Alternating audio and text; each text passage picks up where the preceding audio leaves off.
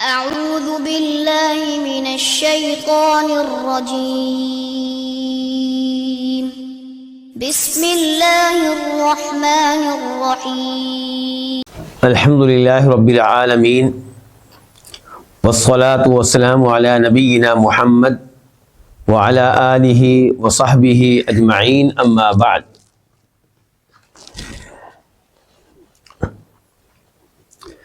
آج ہم کتاب الحج کے ساتھ ہیں اور کتاب کا نام ہے عمدۃ الاحکام۔ اس میں ہے یہ کتاب الحج، یعنی کہ عمدۃ الاحکام میں داخلی اندرونی کئی کتابیں ہیں۔ ان کتابوں میں سے کئی کتابیں ہم پڑھ چکے ہیں۔ مثال کے طور پہ ہم پڑھ چکے ہیں کتاب الطہارہ، ہم پڑھ چکے ہیں کتاب الصلاۃ، ہم پڑھ چکے ہیں کتاب الزکوٰۃ، ہم پڑھ چکے ہیں کتاب الصیام، اور آج ہم شروع کرنے جا رہے ہیں کتاب الحج۔ الحج عربی لغت میں اس کا معنی ہوتا ہے قصد کرنا، ارادہ کرنا۔ اور جو حج مشہور ہے لوگوں میں، جس کا شریعت تذکرہ کرتی ہے، اس سے مراد کیا ہے؟ بیت اللہ الحرام کا قصد کرنا لِأَعْمَالٍ مخصوصہ، مخصوص اعمال سر انجام دینے کے لیے، فی زمن مخصوص، ایک مخصوص زمانے میں۔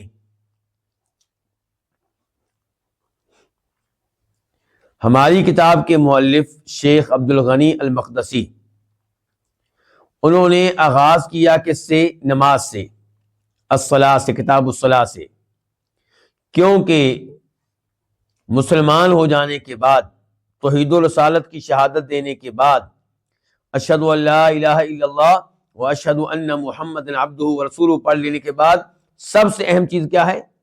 نماز۔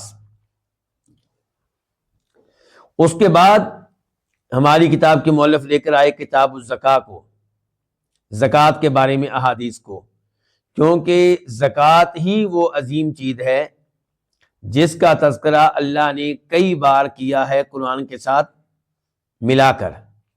وَأَقِیمُوا الصَّلَاةَ وَآتُوا الزَّکَاۃَ، نماز قائم کرو اور زکوٰۃ ادا کرو۔ تیسرے نمبر پہ لایا گیا کن کو؟ روزوں کو، کتاب الصیام، کیونکہ یہ روزے ہر سال ایک بار واجب ہوتے ہیں، اور عام طور پہ مسلمان روزہ رکھنے کی طاقت رکھتے ہیں، تو اس لیے ان احادیث کی ضرورت ہے عام طور پہ مسلمانوں کو۔ اور آخر میں لے کر آئے ہیں کتاب الحج کو، کیونکہ حج ہر ایک کے اوپر واجب نہیں ہے، صرف اس کے اوپر واجب ہے جو حج کرنے کی طاقت رکھتا ہے، اور وہ بھی زندگی میں ایک بار۔ حج کب فرض ہوا؟ ہجرت کے 9ویں سال، 9 ہجری میں۔ نبی علیہ الصلوۃ والسلام نے نبی مقرر ہو جانے کے بعد، بلکہ یوں کہیں کہ مدینہ شفٹ ہو جانے کے بعد، ہجرت کے بعد کتنے حج کیے؟ ایک ہی حج کیا ہے، اور وہ کس سال کیا تھا؟ ہجرت کے 10ویں سال۔ فضیلت کیا ہے حج کی؟ فرماتے ہیں نبی علیہ الصلوۃ والسلام، الحج المبرور لیس لہ جزاء الا الجنہ، وہ حج جو نیکیوں پہ مشتمل ہو، ان کے گناہوں سے پاک ہو، اس کی جزا صرف اور صرف جنت ہے۔ حج کرنے پہ کیا ملے گی؟ جنت ملے گی۔ تو جنت لینے کے لیے اگر کوئی حج پہ 10 لاکھ روپیہ لگاتا ہے، 12 لاکھ روپیہ لگاتا ہے، 15 لاکھ روپیہ لگاتا ہے، تو سودا کوئی مہنگا نہیں ہے۔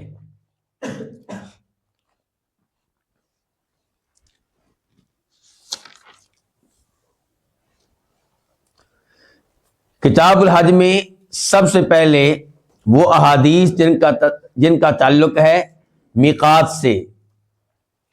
میقات وہ جگہ جسے عبادت کے لیے مقرر کیا گیا ہو، میقات وہ زمانہ جس کو عبادت کے لیے مقرر کیا گیا ہو۔ میقات کے دونوں معنی ہوتی ہیں، کوئی میقات زمانی ہوتا ہے، کوئی میقات مکانی ہوتا ہے. کسی میقات کا تعلق ہے وقت سے، کسی میقات کا تعلق ہے جگہ سے. ہم پڑھ رہے ہیں کتاب الحج، تو حج میں زمانی میقات کون سے ہیں، یعنی کہ حج کا وقت شریعت نے کیا مقرر کیا ہے؟ کیا اس مہینے میں، جس مہینے میں ہم گفتگو کر رہے ہیں، حج ہو سکتا ہے؟ نہیں. رمضان میں حج ہو سکتا ہے؟ نہیں. تو حج کے مہینے کون سے ہیں؟ شوال، ذوالقعدہ اور ذی الحجہ کے ابتدائی 10 ایام، اور کئی علماء کرام کہتے ہیں کہ پورا یہ مہینہ. تو کیا شوال میں حج ہو سکتا ہے جی؟ تو پھر کیوں کہا گیا کہ شوال حج کا مہینہ ہے؟ مراد یہ ہے کہ شوال کے مہینے میں نیت کی جا سکتی ہے. نیت سے مراد کیا ہے؟ نیت تو ہم نے پیدا ہوتے ہی کر لی تھی. نیت سے کیا مراد ہے؟ مراد یہ ہے کہ اگر کوئی آدمی اپنے گھر سے شوال کے مہینے میں نکلتا ہے اور میقات پہ پہنچ کے کہتا ہے لبیک اللہم حجن، اے اللہ میں حج کے لیے حاضر ہوں، اور مکہ آ جاتا ہے اور مکہ میں حالت احرام میں ہی رہتا ہے، یا مکہ میں پہنچ کے عمرہ کرتا ہے اور احرام کھول دیتا ہے اور حج کا انتظار کرتا ہے، تو اس کا یہ عمل درست ہے، کیونکہ اس نے نیت رمضان میں نہیں کی بلکہ کب کی ہے؟ شوال میں.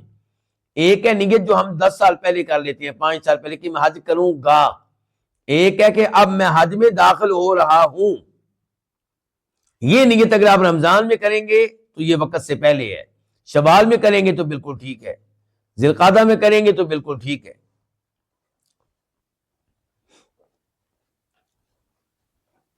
اچھا، عمرے کے اوقات کیا ہے جی؟ عمرے کا کوئی وقت مقرر نہیں ہے، جب چاہیں آپ عمرہ کریں، کبھی بھی عمرہ کرنے پہ کوئی پابندی نہیں ہے.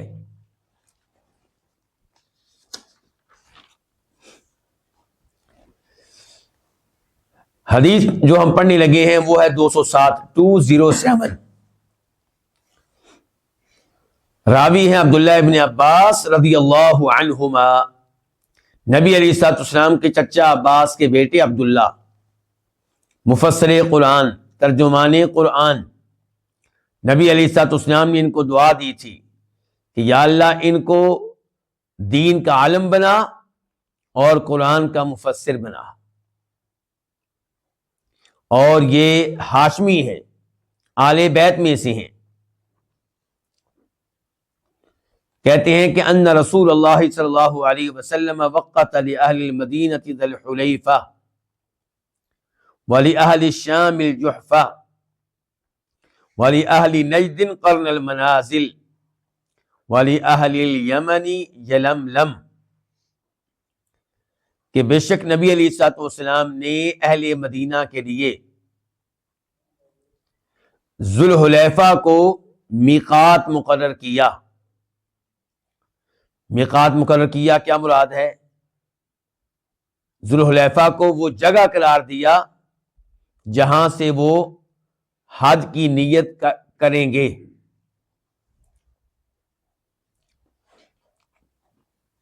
والی اہل شام الجحفہ، اور اہل شام کے لیے آپ نے جوفہ کو مقرر کیا. والی اہل نجد قرن المنازل، اور اہل نجد کے لیے آپ نے قرن المنازل کو مقرر کیا. والی اہل الیمن یلملم، اور اہل یمن کے لیے آپ نے یلملم کو بطور میقات مقرر کیا. وقال، اور آپ علیہ الصلوۃ والسلام نے فرمایا ہن لہن، یہ مقامات، کون سے مقامات؟ ذوالحلیفہ، جوفہ، قرن المنازل، یلملم، 4 مقامات آپ نے ذکر کی ہیں، 4 جگہیں آپ نے ذکر کی ہیں. فرمایا یہ لہن، ان مقامات کے لوگوں کے لیے ہیں، یعنی کہ یہ 4 جگہیں بطور میقات مقرر ہیں ان لوگوں کے لیے جو ان کے پاس رہتے ہیں. مثال کے طور پہ ذوالحلیفہ کن کے لیے؟ مدینہ والوں کے لیے. جوفہ کن کے لیے؟ شام والوں کے لیے. قرن المنازل کن کے لیے؟ اہل نجد کے لیے. یلملم کن کے لیے؟ اہل یمن کے لیے. فرمایا ہن لہن ولمن اتی علیہن من غیر اہلہن ممن اراد الحج او العمرہ، اور یہ ان کے لیے بھی ہیں جو آئے ان پہ، جو گزرے ان کے پاس سے، من غیر اہلہن، ان کے باشندوں کے علاوہ۔ کیا مطلب ہے اس کا؟ مثال کے طور پہ ایک شخص انڈیا میں رہنے والا ہے، پاکستان میں رہنے والا ہے، بنگلہ دیش میں رہنے والا ہے، افغانستان میں رہنے والا ہے، ان کا تذکرہ تو اس حدیث میں نہیں آیا، تو یہ کہیں گے ہمارا میقات کون سا ہے جی؟ تو آپ علیہ السلام نے فرمایا کہ یہ 4 میقات جو میں نے بتا دیے ہیں، یہ ان لوگوں کے لیے بھی ہیں جو ان 4 مقامات کے پاس رہتے ہیں، اور ان لوگوں کے لیے بھی ہیں جو ان کے پاس سے گزریں گے چاہے وہ یہاں پہ رہنے والے نہ ہوں۔ تو پاکستان کا، انڈیا کا آدمی جب جائے گا کسی نہ کسی میقات سے اس کا گزر ہوگا کہ نہیں ہوگا؟ تو جس میقات سے اس کا گزر ہو رہا ہوگا وہ میقات اسی کا ہی ہے۔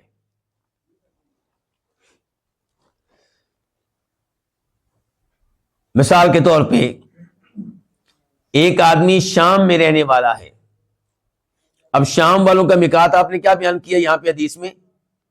جوفا، لیکن وہ شامی شخص مدینہ آ چکا ہے، مدینہ سے مکہ جا رہا ہے، تو اب اس کا میقات کیا ہوگا؟ جوفا ہوگا یا مدینہ ہوگا؟ ذوالحلیفہ ہوگا، ذوالحلیفہ ہوگا مدینہ والوں کا میقات۔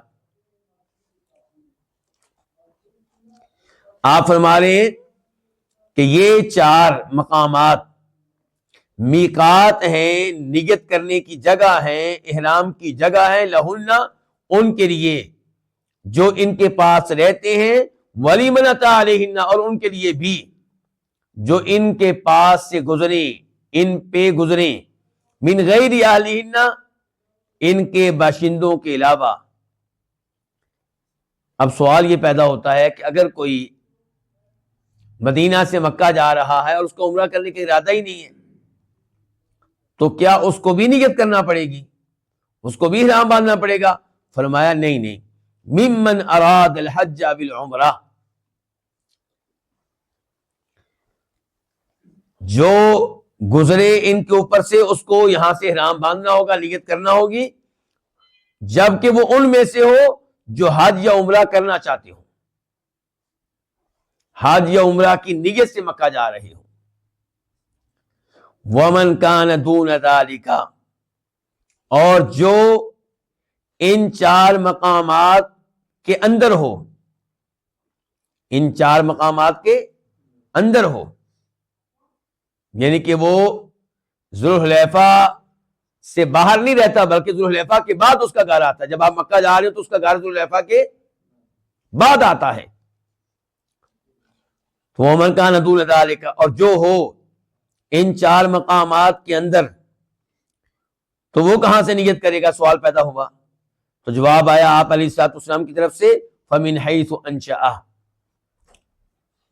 وہ نیت کرے گا، اس کا میقات ہوگا من حیث انشأ، جہاں سے وہ نیت کر لے، عزم کر لے، کس چیز کا؟ حج کرنے کا، جہاں سے وہ عزم کر لے گا وہی جگہ اس کا میقات ہے۔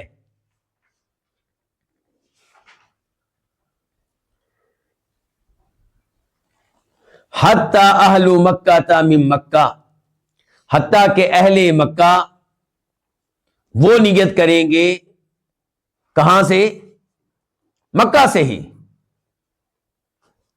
ان سے یہ نہیں کہا جائے گا کہ اگر آپ نے حج کرنا ہے تو آپ مدینہ کے میقات پہ جائیں، وہ کیوں جائیں بھائی؟ وہ تو مکہ میں ہی رہتے ہیں۔ تو فرمایا حتی اہل مکہ من مکہ، حتیٰ کہ اہل مکہ نیت کریں گے کہاں سے؟ مکہ سے۔ اس حدیث کو روایت کیا امام بخاری رحمہ اللہ نے، اور نمبر ہے اس کا 1524، 1524، اور اس کے اوپر امام بخاری نے عنوان کیا قائم کیا ہے، باب کیا قائم کیا ہے؟ باب محل اہل مکہ للحج والعمرہ، حج اور عمرہ کے لیے اہل مکہ کا میقات کیا ہوگا، وہ کہاں سے نیت کریں گے؟ پھر امام بخاری اس کو لے کر آئے اور نمبر ہے حدیث کا 1526 1526، اور باب کیا قائم کیا؟ باب محل اہل شامی، اہل شام کا میقات، اہل شام کہاں سے نیت کریں گے؟ پھر امام بخاری لے کر آئے اسی حدیث کو 1529 کے طور پہ 1529، اور اب باب کیا قائم کیا ہے؟ باب محل من کان دون المیقات، جو میقات کے اندر رہتے ہوں ان کا میقات کیا ہوگا، وہ کہاں سے احرام باندھیں گے، وہ کہاں سے نیت کریں گے؟ پھر امام بخاری نے اس حدیث کو ذکر کیا 1530 کے طور پہ 1530، اور اس بار عنوان کیا ہے؟ باب محل اہل الیمن، اہل یمن کہاں سے نیت کریں گے، ان کا میقات کیا ہوگا؟ اور پھر امام بخاری اس کو لے کر آئے 1845 کے طور پہ 1845، اور اب باب کیا قائم کیا امام بخاری نے؟ باب دخول الحرم و مکہ بغیر احرام، مکہ میں اور حرم میں احرام باندھے بغیر داخل ہونا، یہ کیسا ہے؟ امام مسلم نے اس کو روایت کیا، نمبر ہے 1181 1181۔ اس حدیث کی شرح فوری طور پہ نہیں کی جائے گی، ایک حدیث ہم اور پڑھیں گے کیونکہ دونوں حدیثوں کا موضوع ایک ہی ہے، پھر شرح ہوگی، پھر وضاحت ہوگی۔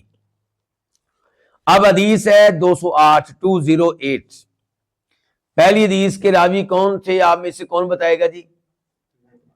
عبداللہ بن عباس، اللہ آپ کو جزائے خیر دے۔ اب ہیں عبداللہ بن عمر، ان کی کیا اہمیت ہے؟ یہ جناب عمر فاروق کے بیٹے ہیں، باپ بھی صحابی، یہ بھی صحابی، اور دونوں ہی بہت عظیم ہیں۔ تو یہ کہتے ہیں ان رسول اللہ صلی اللہ علیہ وسلم قال، کہ بے شک رسول اللہ صلی اللہ علیہ وسلم نے فرمایا یحل اہل المدینہ من ذی الحلیفہ، اہل مدینہ نیت کریں گے، احرام میں داخل ہو جائیں گے، کہاں سے؟ ذی الحلیفہ سے، ذی الحلیفہ سے، اردو میں آپ ذی الحلیفہ کہہ لیں یا ذی الحلیفہ کہہ لیں۔ وَأَهْلُ الشَّامِ مِنَ الْجُحْفَةِ، اور اہل شام نیت کریں گے کہاں سے؟ جوفا سے۔ وَأَهْلُ نَجْدٍ مِنْ قَرْنِ الْمَنَازِلِ، اور اہل نجد نیت کریں گے قرن المنازل سے۔ کتنے میقات آ چکے؟ 3، اور پچھلی حدیث میں کتنے آئے تھے؟ 4۔ قال عبداللہ، عبداللہ کہتے ہیں، یہ عبداللہ سے مراد کون ہے انس بھائی؟ عبداللہ بن عمر، اس کا مطلب انس بھائی ہمارے ساتھ ہی ہیں ماشاءاللہ۔ تو عبداللہ بن عمر وہ کہتے ہیں وہ بلغنی، مجھے یہ بات پہنچی ہے، کیا کہہ رہے ہیں؟ مجھے بات کہ ان رسول اللہ صلی اللہ علیہ وسلم قال، کہ بے شک رسول اللہ صلی اللہ علیہ وسلم نے فرمایا وَيُحِلُّ أَهْلُ الْيَمَنِ مِنْ يَلَمْلَمْ، اور اہل یمن نیت کریں گے، احرام میں داخل ہوں گے کہاں سے؟ یلملم سے۔ عبداللہ بن عمر کے الفاظ بتا رہے ہیں کہ حدیث کا یہ والا ٹکڑا انہوں نے نبی علیہ الصلوۃ والسلام سے نہیں سنا، بلکہ ایک اور روایت میں وہ کہتے ہیں زعموا ان رسول اللہ صلی اللہ علیہ وسلم قال ولم اسمعہ، کہ لوگ کہتے ہیں کہ ہم نے یہ الفاظ اللہ کے نبی سے سنے ہیں علیہ الصلوۃ والسلام، جبکہ میں نے نہیں سنے، اور اس کا نمبر ہے 1528 1528۔ اچھا، اب یہ الفاظ جو عبداللہ بن عمر نے نبی علیہ الصلوۃ والسلام سے نہیں سنے لیکن وہ کہتے ہیں مجھ تک پہنچے ہیں، تو ان کو کس نے بتائے ہوں گے؟ کسی صحابی نے۔ تو کیا عبداللہ بن عمر کے یہ الفاظ پھر قابل قبول ہوں گے؟ ان کو حدیث کے طور پہ لیا جائے گا؟ جی ہاں، لیا جائے گا، کیونکہ کہنے والے کون ہیں؟ خود صحابی ہیں، اور صحابی شک و شبہ سے بالاتر ہے، حدیث بیان کرنے میں کوئی بھی صحابی مشکوک نہیں ہے، صحابی سے غلطی ہو سکتی ہے۔ صحابہ کرام انبیاء کرام علیہم الصلوۃ والسلام کے بعد سب سے افضل لوگ ہیں، لیکن غلطیاں ہو سکتی ہیں، لیکن وہ حدیث جان بوجھ کر غلط بیان کرے یہ ممکن نہیں ہے۔ اس لیے امت کا اجماع ہے کہ صحابہ کرام سارے کے سارے احادیث کے معاملے میں قابل اعتماد ہیں، قابل اعتبار ہیں، شک و شبہ سے بالا تر ہیں۔ تو جب عبداللہ بن عمر کہہ رہے ہیں کہ مجھے کسی نے بتایا، اب ان کو صحابی نے بتایا ہوگا، تو یہ بات قابل قبول ہے اور اس کو کہا جائے گا مرسل الصحابی۔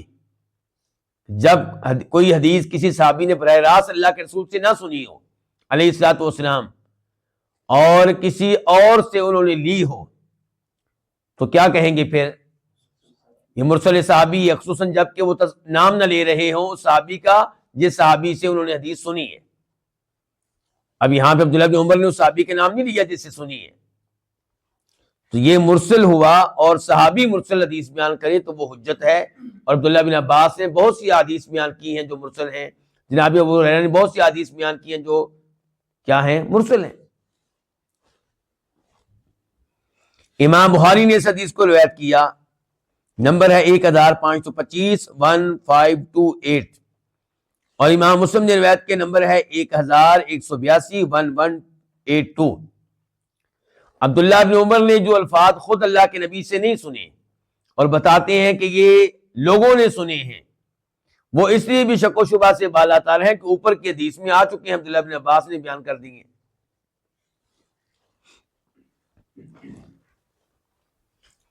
اب ان دو حدیثوں میں 4 طرح کے مواقیت کا تذکرہ ہوا ہے، 4 طرح کے میقاتوں کا تذکرہ ہوا ہے۔ پہلے نمبر پہ کیا جی؟ ذوالحلیفہ، ہم اردو والے اسے ذی الحلیفہ بھی کہہ لیتے ہیں، کبھی ذوالحلیفہ کہہ لیتے ہیں، کبھی ذی الحلیفہ۔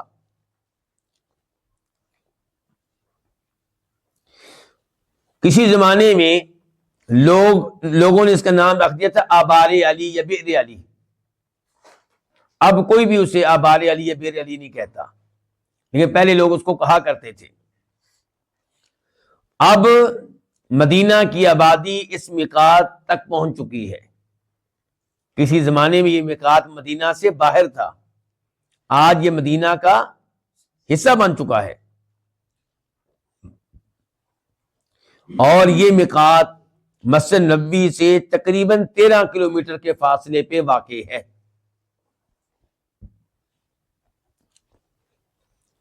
اور اس میقات سے مکہ کا فاصلہ تقریباً 428 کلومیٹر ہے، 428۔ اور یہ میقات ہے کن کے لیے؟ اہل مدینہ کے لیے، اور جو مدینہ میں پہلے آئیں اور یہاں سے عمرہ کے لیے مکہ جا رہے ہوں، یہاں سے حج کے لیے مکہ جا رہے ہوں، ان سب کے لیے یہ میقات ہے۔ دوسرے نمبر پہ تذکرہ آیا حدیث میں میقات کا، وہ ہے الجحفہ۔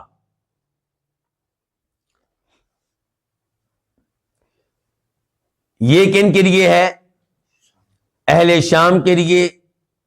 اور یاد رہے کہ علماء کرام پرانے زمانے میں جب شام کا لفظ استعمال کرتے ہیں یا حدیث میں شام کا لفظ آتا ہے تو اس سے مراد صرف وہ شام نہیں ہے جو آج کل مشہور و معروف ہے، بلکہ اس شام میں داخل ہے موجودہ زمانے کا شام، اور اردن، اور فلسطین، اور لبنان۔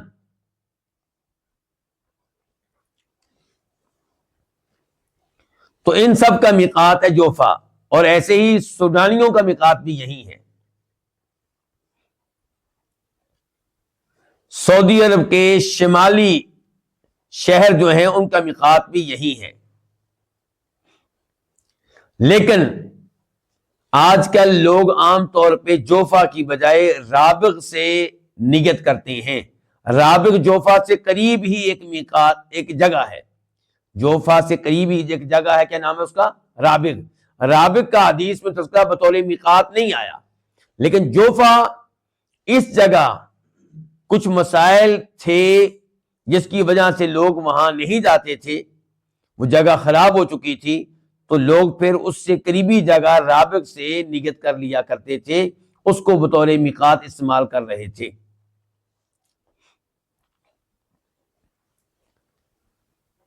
تیسرے نمبر پہ میقات ہے یلملم. یلملم کس چیز کا نام ہے؟ علماء کرام نے اس موقف کو راجح قرار دیا ہے کہ یہ اصل میں ایک وادی کا نام ہے، ایک کھلے میدان کا نام ہے.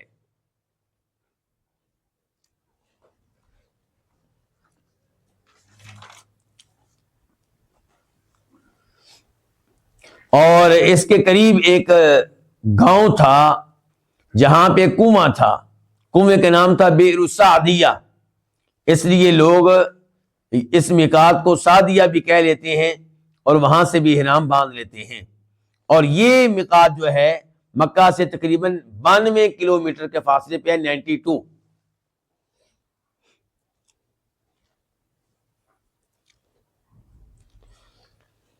چوتھے نمبر پہ میقات جس کا تذکرہ آیا ہوا ہے قرن المنازل.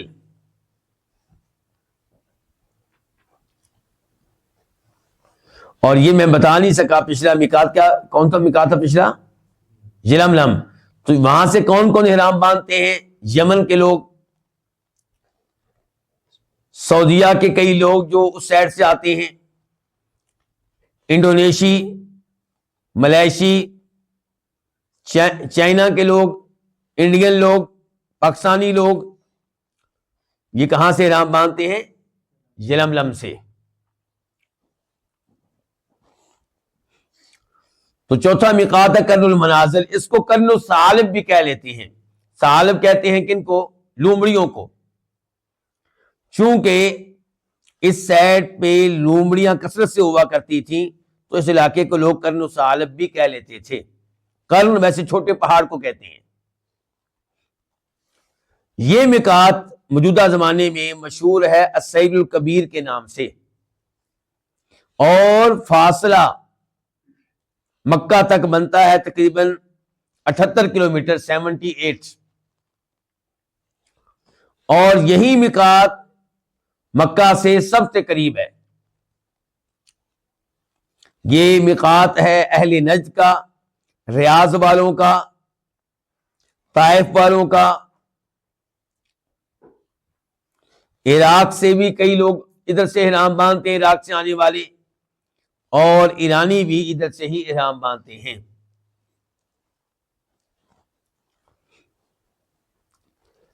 کتنے میقات ہو گئے؟ 4. ایک میقات ہے ذات و عرق. یہ جو میقات ہے اس کا تذکرہ بخاری مسلم میں نہیں آیا.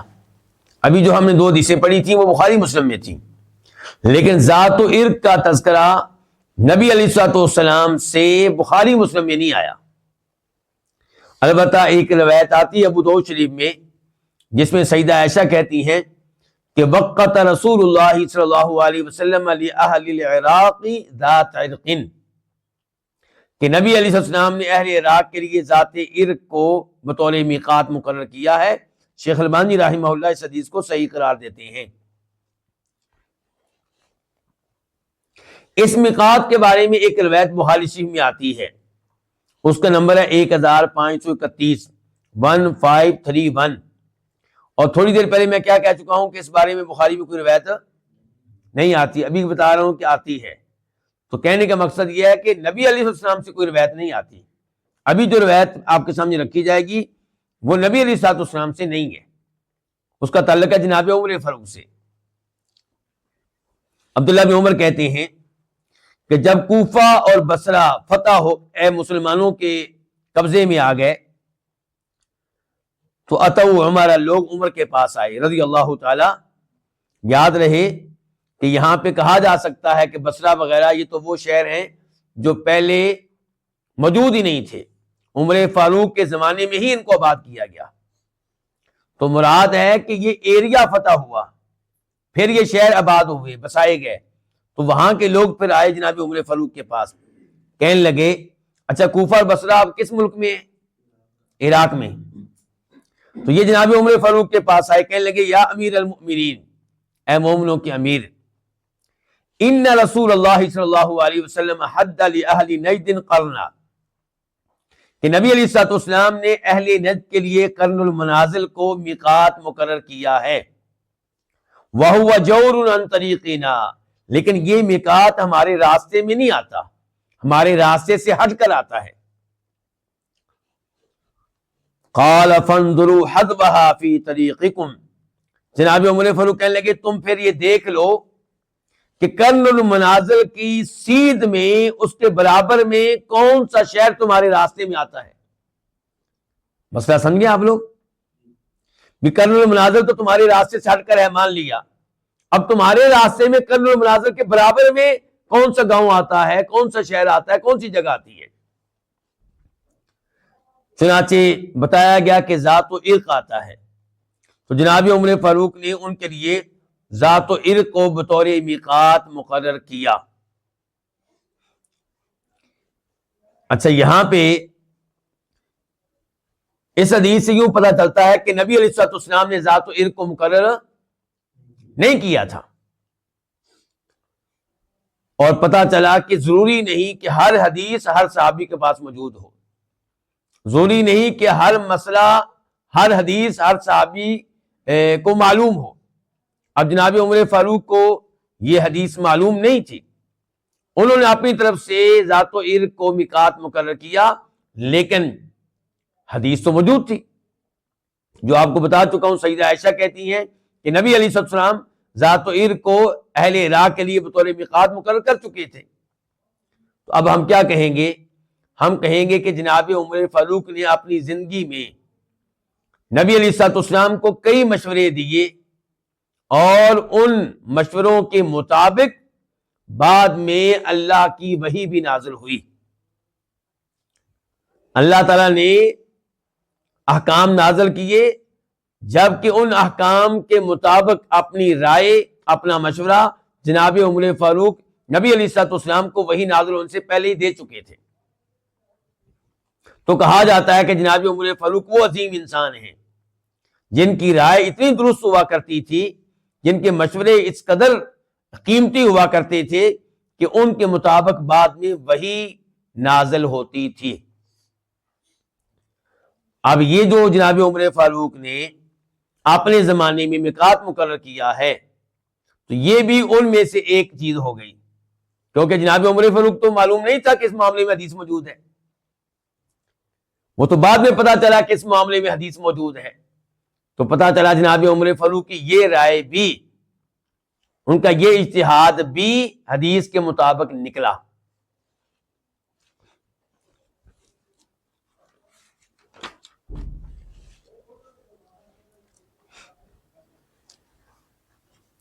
ذات و عرق سے مکہ کا فاصلہ کتنا ہے؟ 100 کلومیٹر، 100.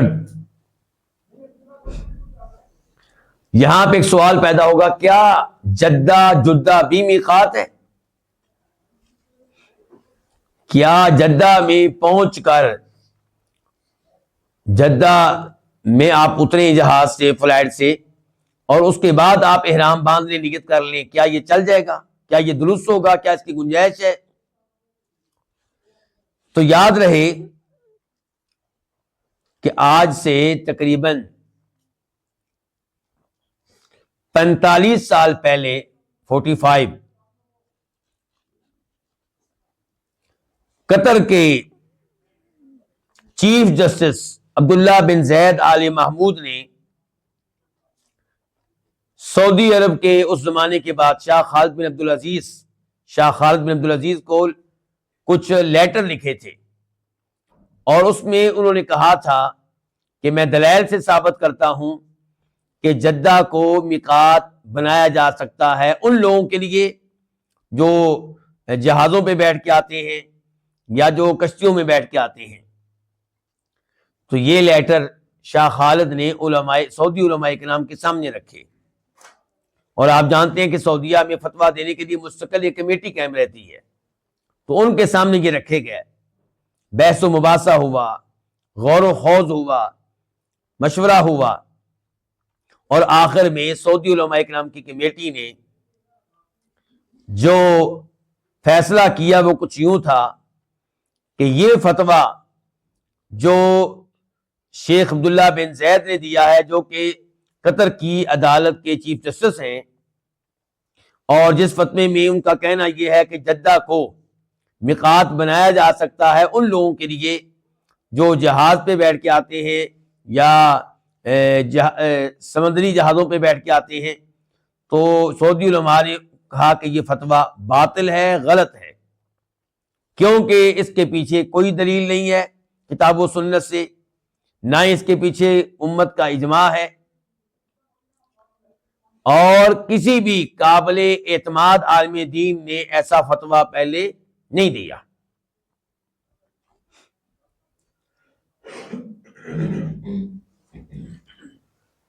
تو یہ مسئلہ بھی حل ہوا۔ اب آتے ہیں ہم ان مسائل کی طرف جو ہمیں ان دو احادیث سے معلوم ہوتے ہیں۔ پہلا مسئلہ کہ پتہ چلا کہ ان 4 مقامات کو نبی علیہ الصلوۃ والسلام نے بطور میقات مقرر کیا ہے۔ ٹوٹل کتنے ہو چکے ہیں؟ ویسے 5، لیکن وہ 5ویں کا تذکرہ ان 2 حدیثوں میں نہیں آیا، وہ تو ابو داؤد شریف کی حدیث ہے۔ تو اس لیے ہم فی الحال کیا کہیں گے کہ پتہ چلا کہ ان 4 مقامات کو نبی علیہ الصلوۃ والسلام نے میقات قرار دیا ہے، یرحمک اللہ۔ جو شخص حج یا عمرہ کرنا چاہتا ہے اور مکہ جا رہا ہے، اس کے لیے جائز نہیں ہے کہ ان مقامات میں سے اس مقام کو جو اس کے راستے میں آ رہا ہے احرام باندھے بغیر کراس کرے، نیت کیے بغیر کراس کرے، بلکہ اس پہ واجب ہوگا کہ اس میقات سے نیت کرے۔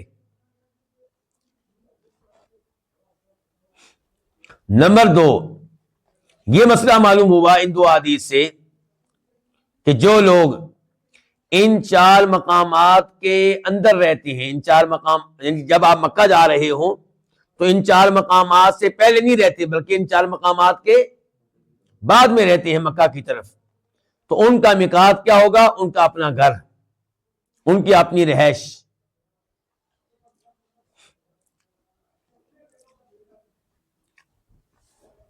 نمبر 3، یہ پتا چلا ان حدیث سے کہ اہل مکہ کا میقات کیا ہے؟ خود مکہ، یعنی کہ حج کی وہ نیت کہاں سے کریں گے؟ مکہ سے کریں گے۔ جہاں تک تعلق ہے عمرے کا، تو عمرے کے لیے اہل مکہ کو بھی مکہ سے باہر نکلنا ہوگا، حدود حرم سے نکلنا ہوگا، حل میں آنا ہوگا، تنعیم چلے جائیں یا میدان عرفات کی طرف چلے جائیں، مکہ کی چاروں جانب، شمال، جنوب اور مغرب اور مشرق، کسی بھی سائڈ نکل جائیں، لیکن حدود حرم سے باہر نکلیں اور وہاں سے نیت کریں۔ اور یہی موقف ہے جمہور علماء کرام کا، اور ان میں شامل ہیں ائمہ 4 بھی، بلکہ امام محب الطبری کہتے ہیں لا اعلم احدا جعل مکہ میقاتا للعمرہ، میں کسی ایسے عالم دین کو نہیں جانتا جس نے مکہ کو عمرے کے لیے میقات قرار دیا ہو۔ مکہ میقات ہے حج کے لیے، اہل مکہ کے لیے، لیکن کسی مسند عالم دین نے مکہ کو عمرے کے لیے میقات قرار دیا ہو اہل مکہ کے لیے، میں کسی ایسے عالم دین کو نہیں جانتا۔ کون کہہ رہے ہیں؟ محب الطبری۔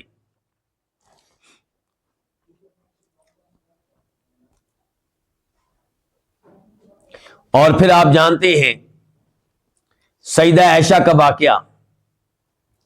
سیدہ عائشہ نبی علیہ الصلوۃ والسلام کے ساتھ نکلی تھیں، کس کام کے لیے؟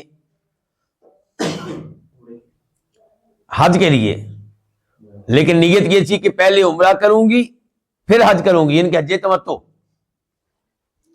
جب وہ مکہ داخل ہونے لگی تو مخصوص ایام میں داخل ہو گئیں، ان کے حیض کا خون آنا شروع ہو گیا۔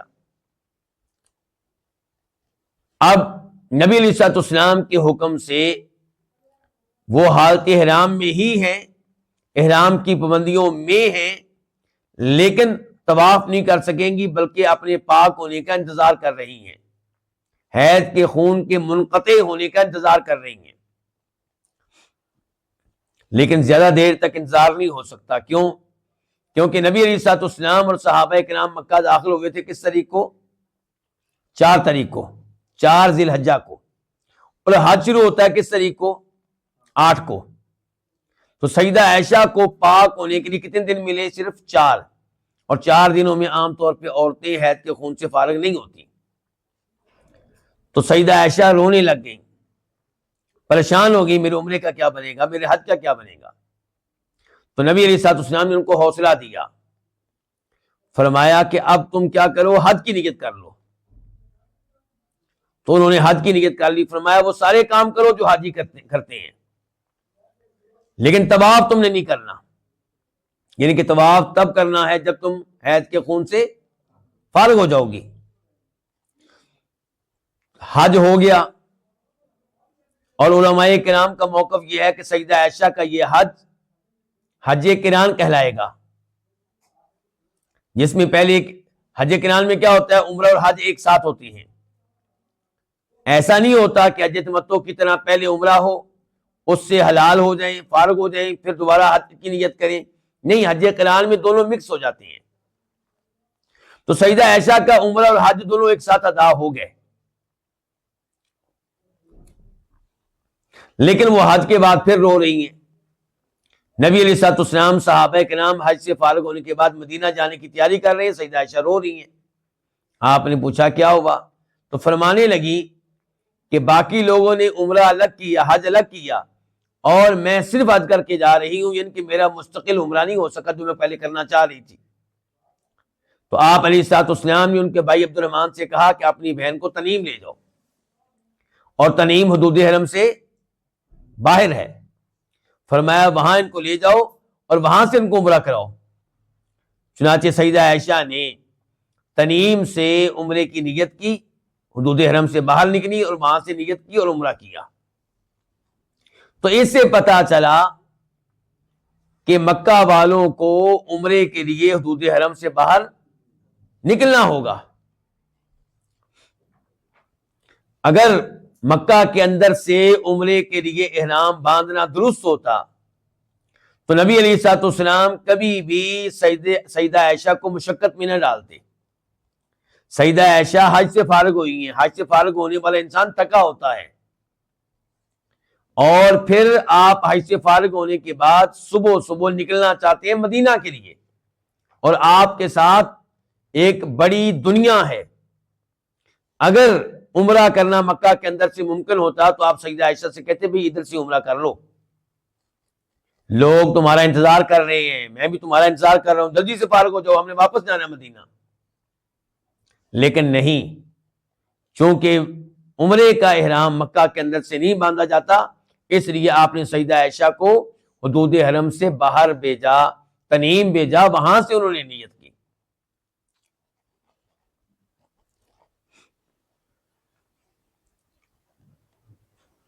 چوتھا مسئلہ جو ان دو احادیث سے ہمیں معلوم ہوا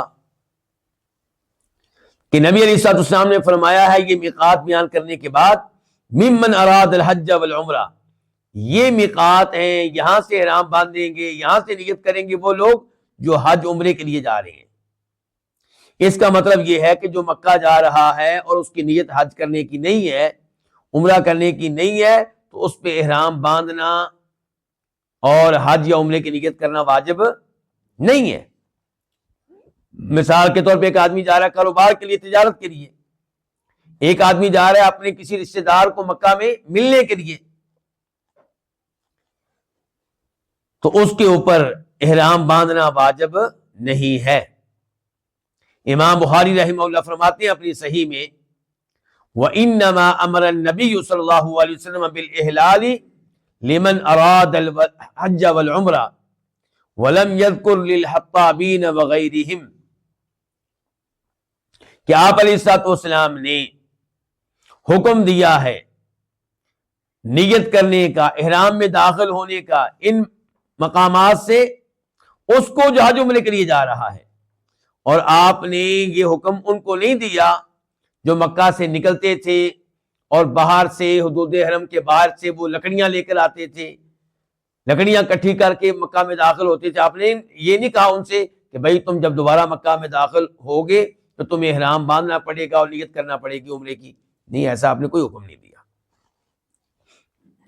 بلکہ نبی علیہ السلام خود بھی جب داخل ہوئے تھے 8 ہجری کو مکہ میں، تو آپ کے ساتھ میں داخل ہوئے تھے حالت احرام میں؟ نہیں، آپ نے تو پگڑی باندھی ہوئی تھی سیاہ رنگ کی، جبکہ احرام کی حالت میں پگڑی باندھنا درست نہیں ہے۔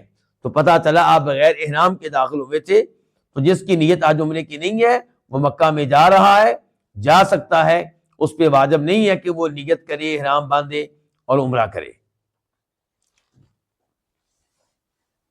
پانچواں مسئلہ،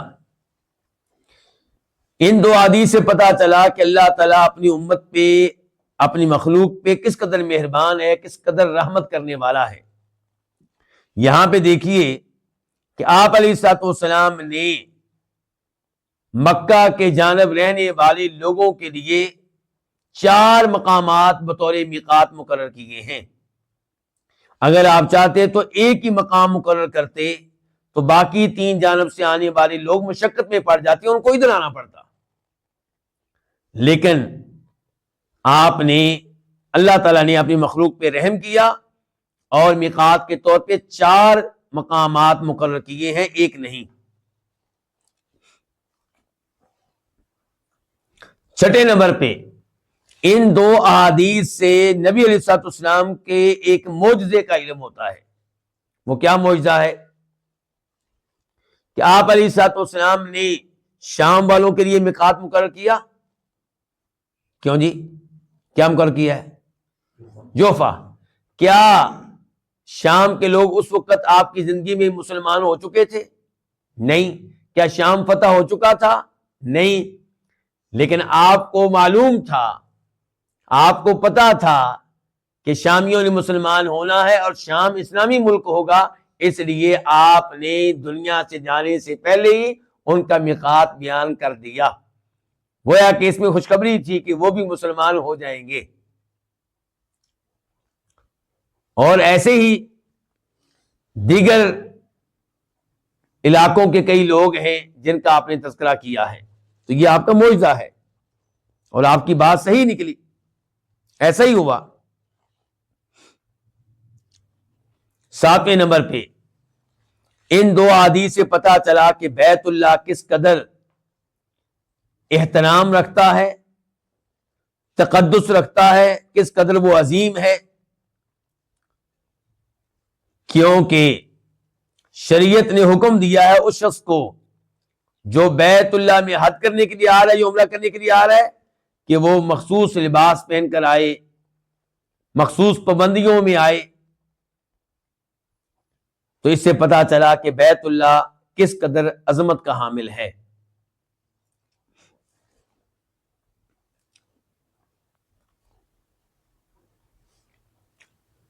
تھوڑی دیر پہلے ہم گفتگو کر چکے ہیں اس مسئلے پہ کہ اگر کوئی مکہ میں آ رہا ہے اور اس کا عمرہ کرنے کا، حج کرنے کا ارادہ نہیں ہے تو اس کے اوپر واجب نہیں ہے کہ وہ احرام باندھے اور نیت کرے۔ اس بارے میں علماء کرام کے اقوال کیا ہیں؟ پہلے نمبر پہ امام ابو حنیفہ، امام مالک، امام احمد کا موقف یہ ہے کہ جو بھی مکہ میں آ رہا ہے اس پہ واجب ہے کہ وہ احرام باندھے، احرام میں داخل ہو جائے اور آ کے عمرہ کرے، جو بھی مکہ آ رہے۔ دوسرا موقف ہے امام شافعی رحمہ اللہ کا اور ظاہریوں کا۔ امام احمد کی ایک روایت بھی ملتی ہے اسی بارے میں جس کو اختیار کیا ہے امام ابن تیمیہ رحمہ اللہ نے، اور وہ کیا ہے کہ آپ بغیر احرام کے مکہ میں داخل ہو سکتے ہیں اگر آپ کا حج یا عمرہ کرنے کا ارادہ نہیں ہے۔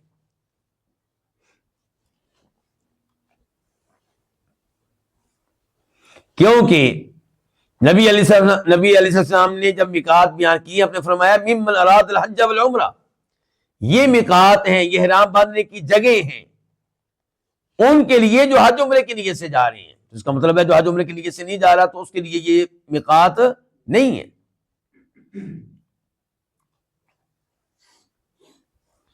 ویسے بھی شریعت نے زندگی میں کتنی بار حج واجب قرار دیا ہے؟ ایک بار۔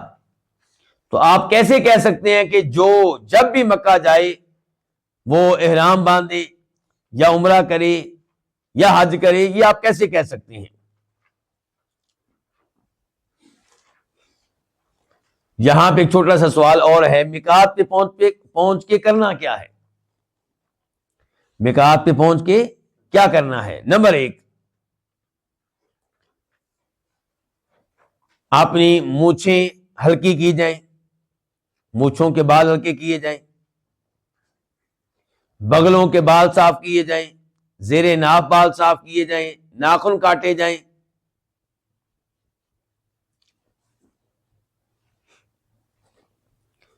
اور اگر کوئی میقات سے پہلے اپنے گھر سے نکلتے ہوئے یہ کام کر چکا ہے تو اچھی بات ہے، اگر پہلے ہی کر چکا ہے تو۔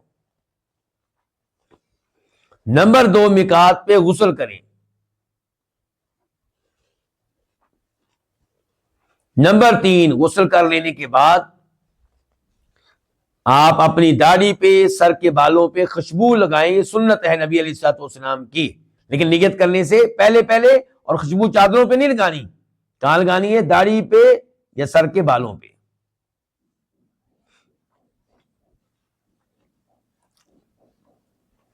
چوتھے نمبر پہ میقات پہ احرام باندھ لینا ہے۔ احرام کیا ہوگا؟ 2 چادریں، ایک شلوار کے طور پہ، قمیض کے طور پہ، اور جوتا۔ بہتر ہوگا کہ یہ چادریں سفید ہوں، لیکن اگر کسی اور رنگ میں ہے تو کوئی مسئلہ نہیں ہے۔ نمبر 5، کوشش کی جائے کہ یہ نیت کسی نہ کسی نماز کے بعد کی جائے، یعنی کہ حج میں داخل ہونے کی نیت، عمرے میں داخل ہونے کی نیت کسی نہ کسی نماز کے بعد کی جائے۔ مثال کے طور پہ میقات پہ آپ پڑھتے ہیں ظہر کی نماز تو اس کے بعد نیت کر لیں، عصر کی پڑھتے ہیں تو اس کے بعد نیت کر لیں۔ اگر فرض نمازوں کا وقت نہیں ہے تو آپ تحیت المسجد کی نیت کر لیں، تحیت الوضو کی نیت کر لیں، لیکن احرام کے نام پہ 2 رکھتے ہیں، یہ قرآن و حدیث سے ثابت نہیں ہے۔ احرام ہوگا، نیت کی جائے گی کسی نہ کسی نماز کے بعد، لیکن اسپیشلی 2 رکعتیں پڑھی جائیں احرام کی نیت سے، تو ایسا کسی صحیح حدیث سے ثابت نہیں ہے۔ نیت زبان کے ساتھ کی جائے گی یا دل کے ساتھ؟ کئی علماء کرام یہ موقف رکھتے ہیں کہ زبان سے نیت کرنا غلط ہے، نیت ہمیشہ دل سے ہوگی، نیت کہتے ہی دل کے ارادے کو ہیں، لیکن اگر کوئی زبان سے کر لے نیت تو کیسا ہے؟ وہ کہتے ہیں بدعت ہے، غلط ہے، سوائے حج کے، سوائے عمرے کے۔ کہتے ہیں حج عمرے میں آپ نیت زبان کے ساتھ بھی کر سکتے ہیں، جبکہ یہ بات درست نہیں ہے۔ حج عمرے کی نیت بھی دل میں ہوگی، زبان سے جو آپ کہہ رہے ہیں لبیک اللہم حجن، اے اللہ میں حج کے لیے حاضر ہوں، یہ تلبیہ ہے، نیت نہیں ہے۔ زبان سے جو آپ کہہ رہے ہیں لبیک اللہم عمرۃ، اے اللہ میں عمرے کے لیے حاضر ہوں، یہ تلبیہ ہے، نیت نہیں ہے۔ نیت وہ ہے جو آپ کے دل میں ہے۔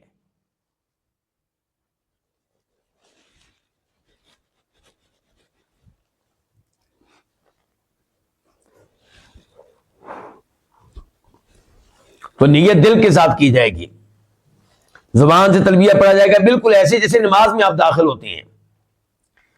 سب سے پہلے آپ کیا کہتے ہیں نماز میں داخل ہوتے ہوئے؟ اللہ اکبر، اور ساتھ ساتھ نیت ہو رہی ہوتی ہے کہاں؟ دل میں۔ تو ایسے حج عمرے کا تلبیہ کہیں گے، آپ کہیں گے لبیک اللہم عمرۃ، اے اللہ میں عمرے کے لیے حاضر ہوں، اور ساتھ ہی دل میں آپ کی نیت ہوگی کہ واقعی میں عمرے کے لیے ہوں۔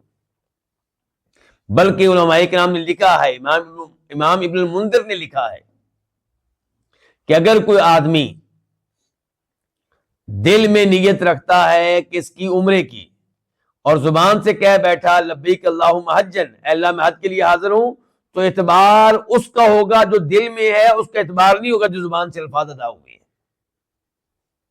زبان سے تو الفاظ ادا ہوگا غلطی سے، سبقت لسانی کی وجہ سے۔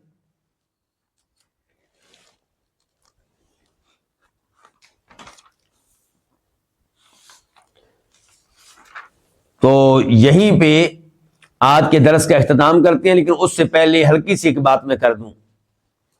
نبی علیہ الصلوۃ والسلام نے ایک عمرہ کیا تھا جیرانہ سے، تو آج کئی لوگ ایک عمرہ کرنے کے بعد، ان کے وہ اپنے ملک سے جاتے ہیں مکہ، ایک عمرہ کیا، اور اس کے بعد ایک عمرہ کرنے کی کوشش کرتے ہیں جیرانہ سے، اور کہنے والے ان کو کہتے ہیں بھئی جیرانہ سے تو خود اللہ کے نبی نے عمرہ کیا علیہ الصلوۃ والسلام، تو یہ آپ کی سنت ہوئی، تو کیا واقعی یہ آپ کی سنت ہے؟ یہ بات درست ہے کہ آپ نے جیرانہ سے عمرہ کیا تھا، لیکن آپ علیہ السلام کی اتباع کرتے ہوئے علماء کرام ایک اصول بیان کیا کرتے ہیں کہ آپ کی اتباع کی جائے، آپ کے نقش قدم پہ چلا جائے، اور جو کام آپ نے کیا وہ کیا جائے، لیکن اسی طریقے سے جس طریقے سے آپ نے کیا تھا۔ مثال کے طور پہ ایک کام آپ نے کیا اس کو مستحب جانتے ہوئے، واجب نہیں، اور امتی اس کو کرتا ہے واجب جانتے ہوئے، تو کیا یہ اللہ کے نبی کی اتباع ہوگی؟ بالکل نہیں۔ اس چیز کا خیال رکھا جائے۔ آپ علیہ السلام نے مثال کے طور پہ وتر کی نماز پڑھی ہے اس کو غیر واجب جانتے ہوئے، اگر کوئی پڑھتا ہے اس کو واجب جانتے ہوئے تو یہ نہیں کہہ سکتا کہ میں آپ کی پیروی کر رہا ہوں، کیونکہ آپ کی اتباع کی جائے گی اور کام کیا جائے گا اسی طریقے سے جس طریقے سے آپ نے کیا، اسی انداز سے۔ تو جیرانہ سے آپ نے نیت اس لیے نہیں کی کہ وہ میقات ہے، بلکہ ہوا یہ تھا کہ مکہ فتح کرنے کے بعد آپ مزید لڑنے کے لیے، دشمنوں سے مقابلہ کرنے کے لیے نکل گئے تھے، کدھر؟ حنین، طائف وغیرہ، اور وہاں پہ آپ کو فتح ملی، بہت سا مال غنیمت ہاتھ میں آیا۔ جیرانہ میں آپ نے یہ سب کچھ تقسیم کیا صحابہ کرام میں۔ جب ان کاموں سے فارغ ہوئے تو آپ عمرے کے لیے یہاں سے مکہ گئے، کیونکہ جگہ مکہ سے قریب ہے، اب واپس مدینہ جانے لگے ہیں، تو دل چاہا کہ عمرہ کر لیا جائے۔ تو آپ نے جیرانہ سے نیت اس لیے نہیں کی کہ وہ میقات ہے، بلکہ اس لیے کی کہ جب آپ کا جیرانہ سے عمرہ کرنے کا ارادہ اور پروگرام بنا تب آپ میقات اور مکہ کے بیچ میں تھے، میقات سے باہر نہیں تھے، میقات سے اندر تھے، اور اللہ کے نبی کہہ چکے ہیں کہ جو لوگ میقات کے اندر ہیں، ان مقامات کے اندر ہیں، وہ وہیں سے نیت کریں گے جہاں سے ان کا عزم ہوگا کہ ہم نے عمرہ کرنا ہے۔ مثال کے طور پہ آج بھی ایک آدمی مدینہ سے مکہ جا رہا ہے، اس کو عمرہ کرنے کا ارادہ نہیں ہے، آدھا سفر طے کرنے کے بعد اس کا پکا ارادہ بن گیا کہ عمرہ میں کرتا ہوں، تو اب کیا ہم اسے کہیں گے کہ مدینہ واپس جاؤ میقات ذوالحلیفہ پہ وہاں سے نیت کرو؟ نہیں، یہیں سے نیت کرو جہاں سے تمہارا ارادہ بنا ہے۔ لیکن اگر ایک آدمی کا مدینہ میں پکا ارادہ تھا کہ میں نے عمرہ مکہ میں کرنا ہے، اور اس نے میقات کراس کیا، میقات کراس کرنے کے بعد نیت کی، تو اس پہ جرمانہ پڑے گا، اس نے واجب ترک کیا ہے، کیونکہ اس کے لیے ضروری یہی تھا کہ وہ میقات سے نیت کرے۔ تو یہ چند تنبیہات تھی آپ کے سامنے رکھی ہیں۔ اللہ رب العزت سے دعا ہے کہ اللہ تعالیٰ ہمیں حج عمرے کے مسائل سمجھنے کی توفیق دے، اور اللہ تعالیٰ ہمیں بار بار حج عمرہ کرنے کی توفیق دے۔ جی اسماعیل بھائی۔ جی اکثر لوگ اسماعیل بھائی پوچھتے ہیں کہ مسجد عائشہ سے عمرے کی نیت کرتے ہیں تو وہ کیسا ہے؟ مکہ والے تو حدود حرم سے باہر نکل کر کسی بھی جگہ سے نیت کر سکتے ہیں، چاہے عائشہ مسجد سے کریں، اور چاہے میدان عرفات سے کریں، اور چاہے کسی اور جگہ سے کریں۔ لیکن جو عمرہ کرنے کے لیے باہر سے آیا ہے، مکہ میں، مکہ کا رہنے والا نہیں ہے، ریاض سے آیا ہے، مدینہ سے آیا ہے، یا کویت سے آیا ہے، یا بنگلہ دیش سے آیا ہے، یا انڈیا سے آیا ہے، پاکستان سے آیا ہے، افغانستان سے آیا ہے، وہ کیا کرے؟ وہ جب بھی مکہ میں داخل ہو تو ایک عمرہ کر لے۔ مثال کے طور پہ وہ جاتے ہی مکہ میں گیا، ایک عمرہ کر لیا، اس کے بعد مدینہ گیا ہے، مدینہ سے واپس آ رہا ہے تو مدینہ کے میقات سے ایک عمرہ اور کر لے۔ لیکن مکہ میں رہ کر مسجد عائشہ سے بار بار عمرے کرنا، تو یہ نبی علیہ السلام اور صحابہ کرام کا طریقہ نہیں ہے۔ آپ بار بار طواف کریں، بار بار طواف کرنے میں کسی کا اختلاف نہیں ہے، لیکن بار بار عمرے کرنا تنعیم پہ آ کے، مسجد عائشہ سے آ کے، ان لوگوں کے لیے جو باہر سے آئے ہیں، یہ نبی علیہ السلام کا طریقہ نہیں ہے۔ آپ نے ٹوٹل 4 عمرے کیے ہیں، اور ہر سفر میں آپ کا ایک عمرہ ہے، کسی سفر میں آپ کے 2 عمرے نہیں ہیں۔ تو آپ اور میں جب مکہ جائیں ایک عمرہ کر لیں، یہ ہمارا پہلا سفر ہو گیا مکہ کا۔ پھر ہم مدینہ جاتے ہیں، مدینہ سے واپس مکہ آ رہے ہیں، اب یہ مکہ کے لیے ہمارا دوسرا سفر ہے، تو دوسرے سفر میں ایک عمرہ اور کر لیں۔ لیکن مکہ میں رہ کر مکہ کے اندر سے عائشہ مسجد سے بار بار عمرے کرنا، یہ آپ علیہ السلام سے ثابت نہیں ہے۔ اس کی بجائے بار بار طواف کریں۔ واللہ تعالی اعلم، وصلی اللہ تعالی علی نبینا محمد وعلی آلہ وصحبہ اجمعین۔